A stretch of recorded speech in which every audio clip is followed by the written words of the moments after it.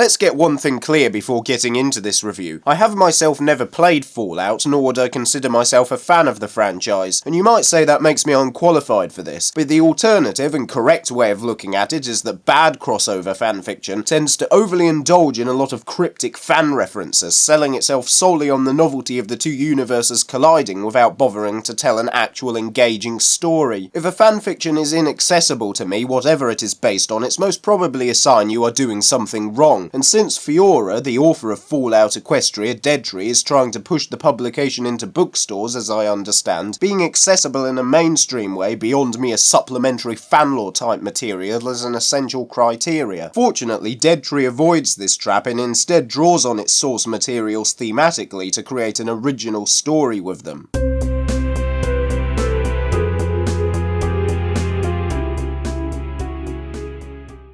The opening pulls us straight in with a sense of urgency, with our protagonist, Wandering Sunrise, waking up inside a vault, or stable as it is called in the ponified universe, and being plunged straight into the thick of the action. There is no cumbersome info dump, rather the backstory is drip-fed, with a number of mysteries driving the plot from the outset. What is Sunrise doing here? What happened to her parents? Why has her coat changed colour? One of her key motivations throughout the story is her desire for knowledge and answers, which only grows stronger with every trauma she subsequently goes through, and there are many. If you hang around long enough, those answers do start to come, and without giving away any spoilers, it gets pretty disturbing. Yeah, Deadtree wastes no time in establishing a grim adult tone, with gory deaths as early as the first chapter. But what's interesting is the range in the tone, mostly due to the protagonist. See, in spite of all the dystopian violence, rape, and aforementioned gory deaths happening all around her, Sunrise stubbornly hangs on to her optimistic outlook on life from the old world before she was put into stasis, a world more closely resembling the friendship and rainbows aesthetic of MLP. This provides an entertaining and often darkly comedic contrast as she will stroll up to wasteland hardened ponies and chirpily say, "Hi, I'm Wandering Sunrise, and these are my friends." It also makes the darker moments feel all the more impactful and asks the question of whether there really is a place for the ideology of a show like Friendship is Magic in a brutal post-apocalyptic future, and by extension in the real world, a cynic might say, thematically